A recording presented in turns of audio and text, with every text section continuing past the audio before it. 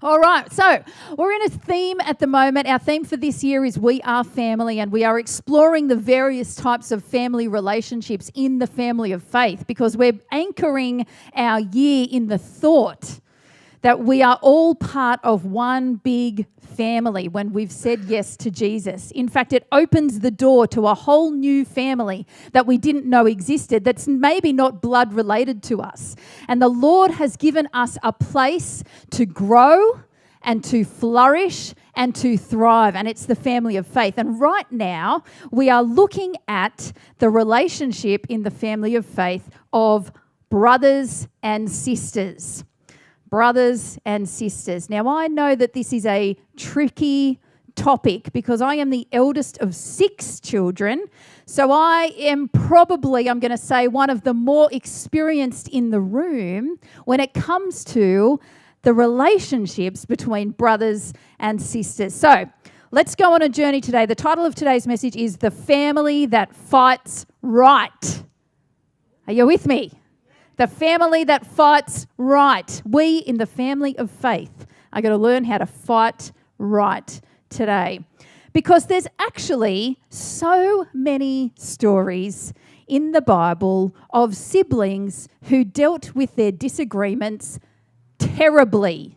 In the most terrible of ways, there are siblings in the family of faith, in the story of the Bible, who handled their disagreements terribly. I've got a few examples for you. Maybe you know these stories, maybe you don't. The very first siblings we read about, in fact, in the book of Genesis are Cain and Abel. Everybody know Cain and Abel?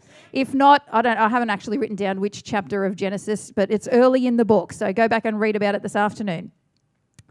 The very first siblings in the Bible, and firsts are important in the Bible, and so it's interesting to me that this first sibling relationship actually ends in murder. The very first sibling relationship in the Bible ends in murder. It's a terrible story. Cain gets jealous and angry when the Lord accepts his brother Abel's gift and not his own. There's a whole other story there. So he pretended, this is Cain, pretended to offer to do something nice for his brother. Has anybody ever had this in their family?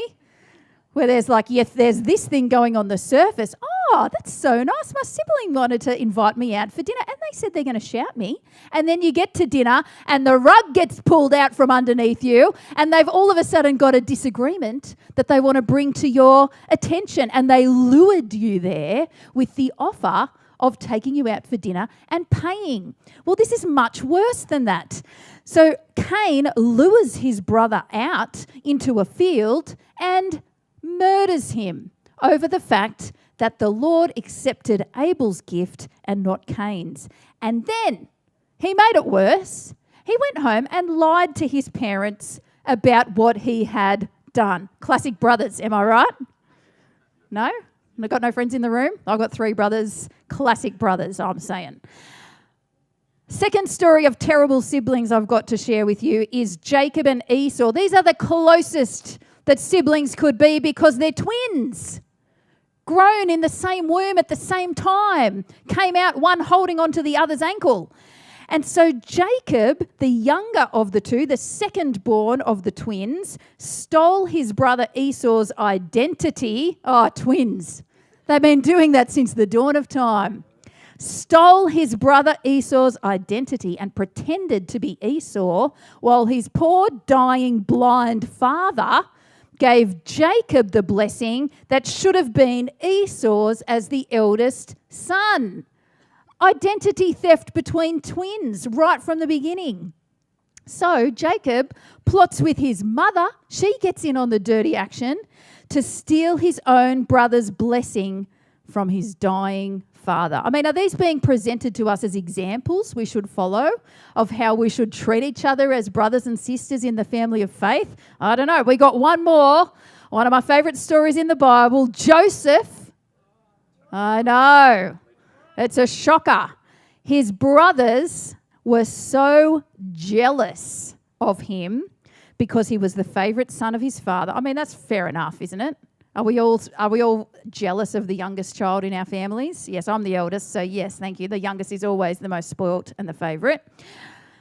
But his siblings, I'm not sure that I would do this. Maybe I would, maybe I wouldn't. His siblings threw him into a well. They were going to murder him. They decided against murder, threw him into a well, sold him as a slave to a foreign nation, and again went home and lied to their father about what they had done to him. I mean, I don't know about you, but I'm reading my Bible and I'm saying, Lord, is this what you're teaching me about how we should treat one another as brothers and sisters in the family of faith? But in fact, when Paul tells, those are all Old Testament examples, when Paul tells the New Testament church 120 times to treat each other in the family of faith so closely that we should regard one another as brothers and sisters, he's not talking about some of those early sibling rivalries in the biblical narrative. And perhaps we could be more inspired by some other siblings that we could turn to for inspiration. So, for example, we've got Moses, Aaron, and Miriam. Moses, Aaron, and Miriam, 3 siblings, 2 brothers and a sister, who were inspirational in the way they worked together as a team. And they each had different roles and different leadership roles of the community of Israel at the time to help the community remain faithful and obedient to the Lord's instructions. That's a more inspirational example of siblings in the family of faith. The second example I've got for you is the daughters of Zelophehad. Everybody say Zelophehad. I mean, if you're not laughing, sorry, you're not on the in-joke. You can go back and watch the message about the daughters of Zelophehad. We talked about them a few weeks ago. Here we had 5 inspirational sisters who bravely confronted a cultural norm and spoke truth to power, standing together united and as a team to see their family receive their rightful inheritance in the family of faith. I'm inspired by that. Are you inspired by that? I want to be part of a winning team, that kind of sibling relationship. And my third example is David and Jonathan. And these 2 men were not actually blood relatives, but the Bible describes their relationship as that of brothers, so close that it was like they were brothers. These 2 men looked out for each other. They went into battle for each other. They protected and defended one another just as though they were good blood relatives, not the bad kind that we've read up the top. Now, look, in my own family, from my own experience, I have been at both ends of this spectrum. I've not actually murdered anybody. Don't worry about it. Not yet. But from having murder in my heart, wanting to murder my siblings many times in our growing up years, and, you know, those wrestles and those arguments got pretty hectic. I've got 2 brothers next to me. It goes girl, boy, boy, girl, boy, girl. So the 2 brothers next to me, we were like the big kids, and then girl, boy, girl at the bottom were like the little kids. And depending on what day it was and what mood we were all in, it could be the big kids all against each other, especially me and my 2 brothers, because I could play mind games with them because they were a bit slow. Or big kids versus little kids, because we had all the power, the height, the strength, a little bit more nous because we've been around just slightly longer, that we could as a group, as a collective, play mind games with them and get them to do whatever we wanted. So I've been at that end of the spectrum to now, in our getting older, protecting and defending them at times, and now being able to call on my 2 sisters who are helping and supporting me with my daughter's wedding to do hair and makeup, which is very beautiful, that I can call on them. Obviously, the relationship has not been damaged to the point that I can't now call on my sisters to help with my daughter's wedding. But I mean, both my personal examples and the examples, both positive and negative, that we can draw from the Bible about sibling relationships point to the fact that in life and human relationships, disagreement is inevitable. In fact, I read a statistic yesterday, which I've read many times before, which said something like 65% of the problems that occur in intimate partner relationships, in marriages, are perpetual. They will never be solved. but successful couples learn how to manage those problems. And so in human relationships, we will all have disagreements, and disagreement is inevitable. So how can we become like a family when we're all so different?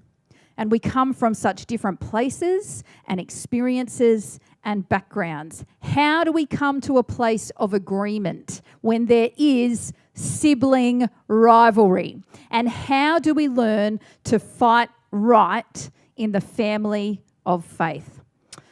I'm glad you asked. Jesus has the answer to all of our questions, and he gave us some very clear instructions about how we should handle disagreements in the family of faith. Are you curious about what he said? All right, let's go there. Our text for today is from Matthew chapter 18.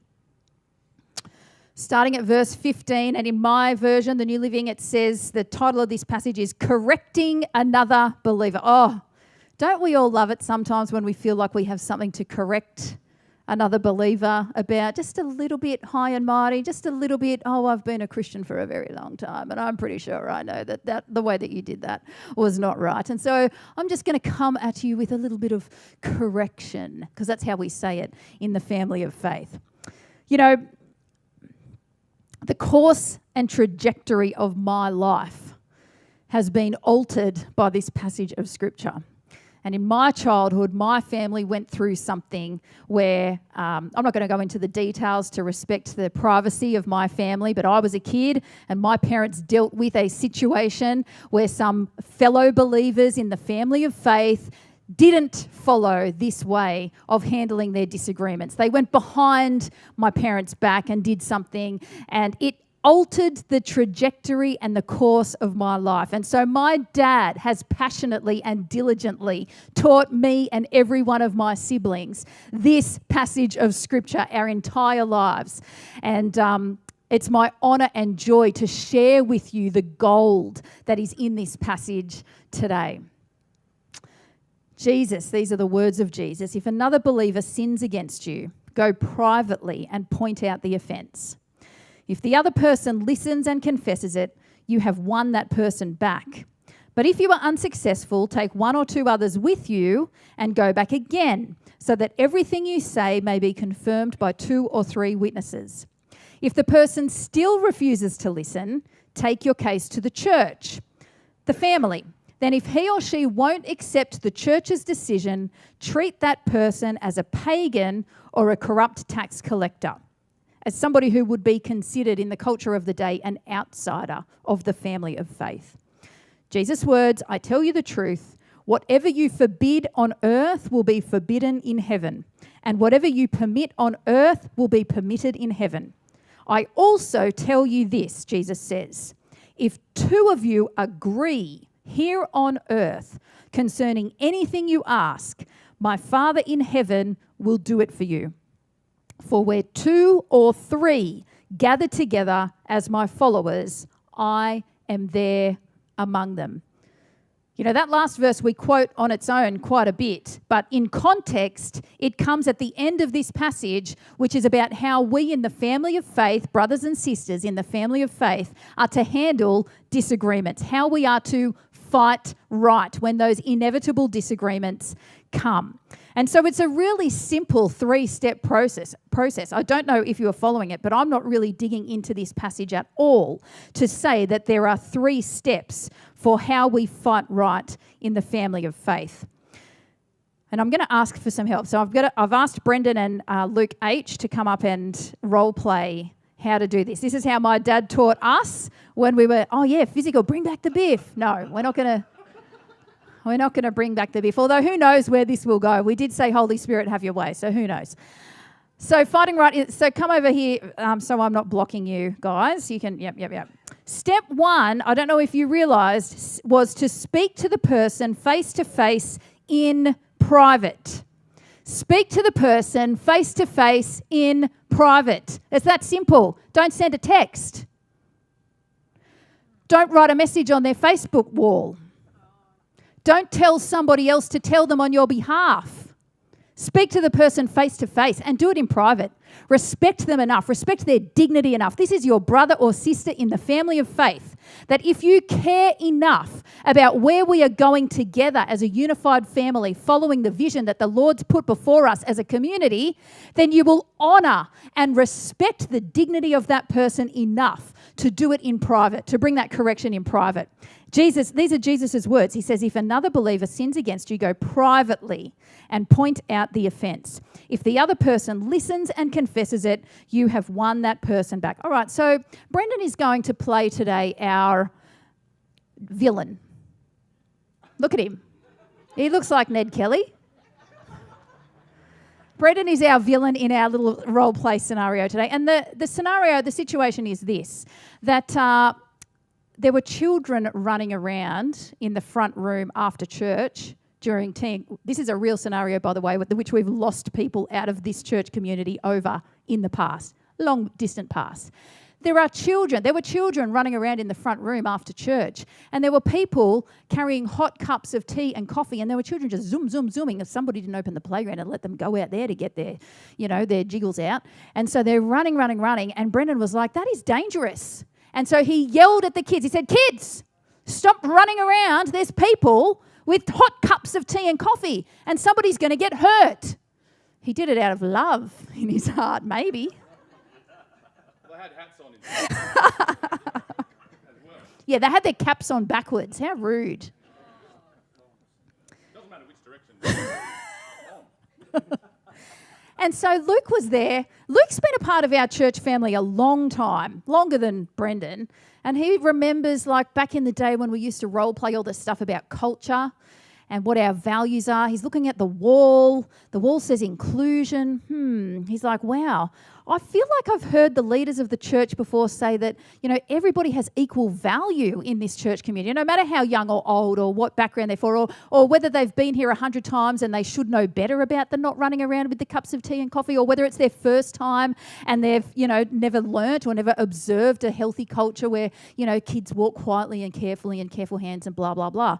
And so Luke says, I think I'm going to address that culture issue, because culture is really important. It's how we do things around here. It's something that we can all hold on to together to know that we belong.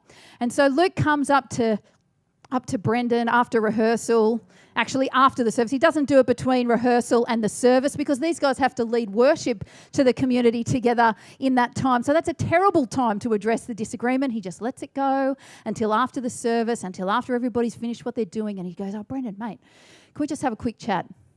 Oh, look at that. Beautiful. Hand on the shoulder.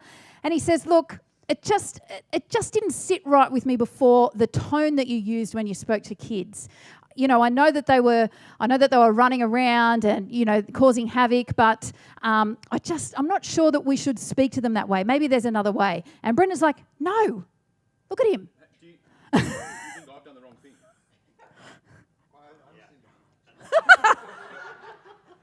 I was watching for a number of minutes, and someone's just got to be the parent in this situation. There's parents just sitting around letting their kids just energy and thinking someone else is just going to take care of everybody. It's hot coffee. Yes. It'd be a really bad accident. Very, very well done. And so Luke's like, I didn't really succeed in my mission there. Brendan's still like arms crossed. He's holding his position. And so Luke comes away, leaves the engagement, leaves the encounter, and he does step 2 of fighting right in the family of faith.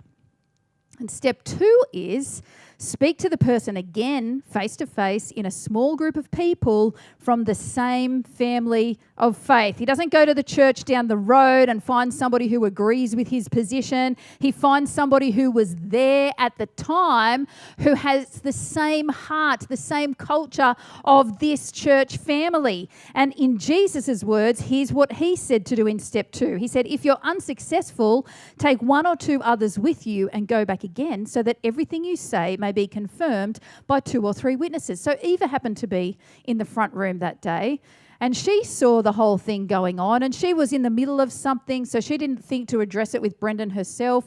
But but Luke says, oh, Eva, you were there that day when Brendan yelled at the kids, and I'm pretty sure that that's not the way we do things around here. I'm pretty sure that's not the way that we speak to children around here. And he was like, oh, yeah, I know for sure, because my parents are the pastors. And they've been drumming it into me since I was little that, everybody's included and we speak to everybody with dignity and respect and we speak to everybody with love. Love is number one in our culture, and we settle our disagreements and we prefer others, even if they're naughty children running around where there's hot cups of tea and coffee. And so Eva goes with Luke and they come back to Brendan again. They probably don't circle him. She probably comes over. And in all gentleness and love, bearing the fruit of the Spirit, they come back a second time and say, look, Brendan, this is really an issue of unity in our church. Because if we have two different ways of handling this, then nobody's going to know how we're going together in the one direction as the community in this particular family of faith. And so Luke says, look, Eva was there too. She saw it. She also agrees that we don't speak to people that way. We don't shout at children, even if they're younger, even if they're less powerful, even if they are displaying behaviours that we would not permit in our own homes. Here together in the family of faith, we make allowances for one another, and surely we think there's another way. And so they approach Brendan again, and Brendan is still, he's not convinced. I reckon there'd be people who agree with me. I reckon he's right. People who would think what you're saying is right, but realistically, it's about keeping people safe, and the children are not adhering to that. Excellent work. So Brendan is being an excellent person to hold his position. And we have a serious disagreement here now in the family of faith, don't we? And so we have to go to step 3. And step 3 of fighting right in the family of faith is to seek wise counsel from pastors, leaders, mentors, elders, whatever you want to call them, in the same family of faith. Again, we don't go to YouTube and find out what Pastor Benny Hinn or Pastor Stephen Furtick or Pastor Bill Johnson says about it, because we're not in personal relationship with those guys. And they're not part of our family of faith. They're part of the wider family of faith, but we have to learn how we do it in this household, how we do things around here. And so these guys, they come to their church leaders and Jesus says, if the person still refuses to listen, take your case to the church, to the family. And then if he or she won't accept the church's decision, treat that person as a pagan or a corrupt tax collector. And I'll tell you what would happen if these guys came to me in this scenario. I'd say, let's sit down together. Let's take a moment to breathe. Let's take some of the heat out of the situation. Let's remember who we are first. What is our first identity? We're sons and daughters of God first. Secondly, we're brothers and sisters in the family of faith. And so, yes, of course, Brendan has a right perspective. He has a perspective that is he's looking after the safety of people. He's caring maybe perhaps more about the older people in our church community who might get tripped over or who might get run into and burnt. But the way that he's done it is not the way that we do things around here. We do speak to everybody with kindness and respect. We find another way. We find another tone. And so if we can't agree that that's the way that we're going to handle speaking to each other in this community, then we've come to an impasse. And you might need to find another church family where they let you shout at children, because it's not going to be allowed in this church community. We've actually drawn a line in the sand. Could you thank our actors for serving us so well? You know, you might have a culture code in your family. We've got a culture code in this family. We say we are life bringers. We are people who bring love, inspiration, fun, and excellence into every room that we go into. And that's the filter through which we know how we do things around here.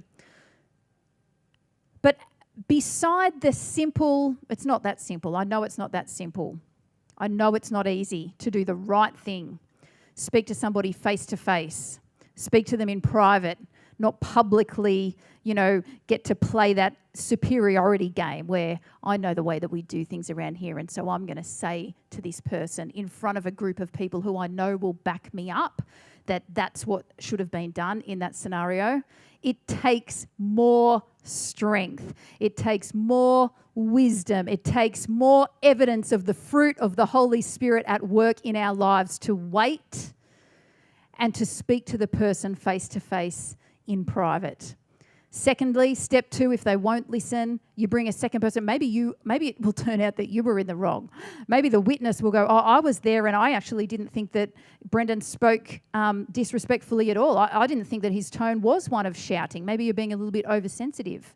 And maybe it goes the other way.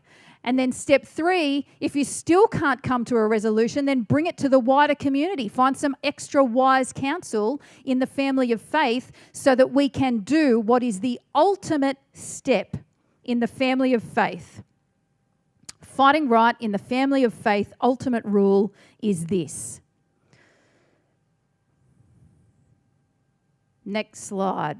Fight for unity above all else. Because Jesus ends this passage about correcting another believer by saying, I also tell you this, if 2 of you agree here on earth concerning anything you ask, my Father will do it. My Father in heaven will do it for you. For where 2 or 3 gather together as my followers, I am there among them. Isn't that interesting?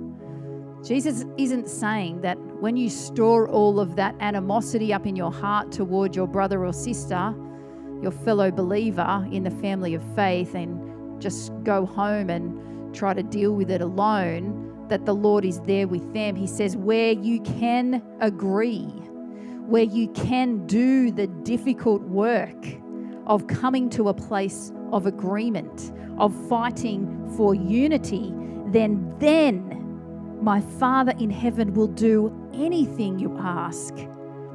For where you gather together in unity, in community, I am there with you. So really the heart here is that the Lord is always meeting with us in community, in common unity.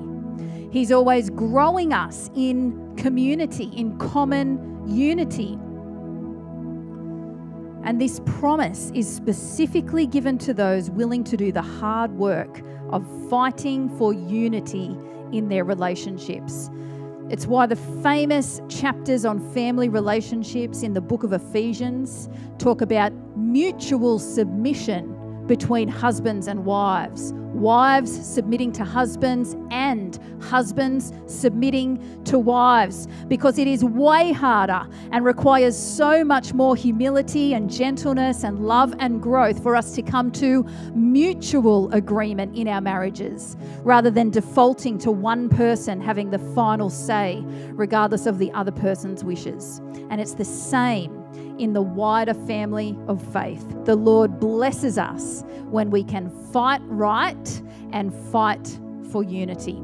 And so I would love if you would be prepared to fight for unity today. Our worship is our weapon. Our worship is our warfare. And so we're going to sing I Speak Jesus together again as the family of faith. The words in this song are so powerful because I want you to think about it. You know, sometimes we can selfishly sing that song, shout Jesus from the mountains, Jesus in the streets, Jesus blah, blah, blah, Jesus for my family. And our minds immediately go to my husband or wife, my sons or daughters, my brothers or sisters, my mum or dad, my grandchildren. Could we think today about Jesus for my family being a blessing we are prepared to speak for the sake of unity over ourselves, our community as the family of faith? Would you be prepared to do that? If you would, stand to your feet. We're going to sing together. It's an opportunity for us to activate our faith today, activate our intention to be somebody who does the difficult work of fighting for unity above all else. I'm going to stand here and sing with my brothers for a bit just for funsies. Come on, church, let's sing together.